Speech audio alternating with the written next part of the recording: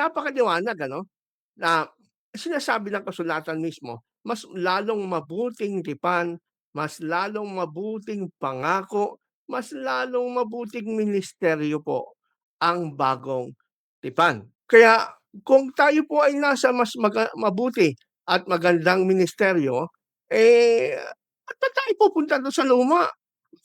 O mamumulot pa ron ng Ten Commandments, sa luma ay meron ng upgraded version sa panahon ng bagong tipan, sa panahon ng New Covenant, mga kapatid. Eh, 'di ba? Hindi niyo ba na-realize yun? Kumbaga sabi nga dito sa ating illustration, ang lumang tipan pagka patuloy mo pa ring sinusunod, halimbawa yung Ten Commandments, yung kung ano-ano mga kautusan sa lumang tipan, at ikakapit mo isasabay mo pa sa bagong tipan kung saan tayong mga Kristiyano ngayon ay nabubuhay sa pamamagitan ng dugo ni Kristo, para kang gumamit daw ng kalawanging susi o luma ng susi at ginagamit mong pambukas.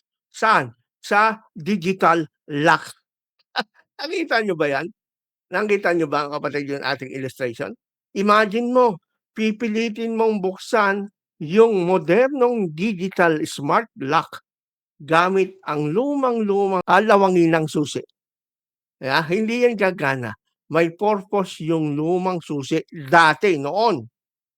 Pero lumipat na tayo ng bahay.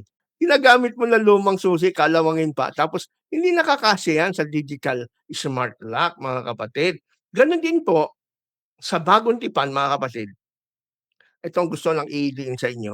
Huwag na natin ipagpilitan pa na sundin at ipasunod, i-require ang sino mang mga Kristiyano na dapat sumunod pa dito sa mga Old Testament patakaran at yung mga kautusan ng Old Testament, pagkain ng baboy, Sabat. Ganyan ang mangyayari sa inyo, mga kapatid.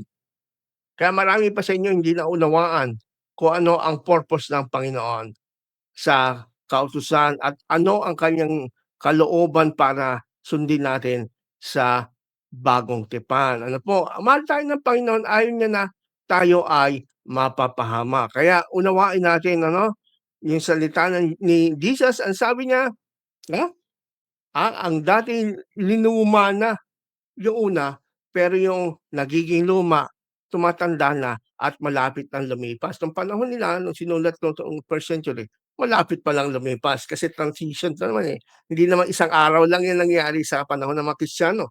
Ito sa transition period. Kaya makita natin sa Aklat ng Gawa, marami pa ng Kristiyano ang nagsisimba tuwing Sabado sa sinagoga ng mga Hudyo. May merong kakilala, namimilit siya, "Ay punta kayo, simba kayo ng Sabado." Eh, Sabat lang pagsimba niyo.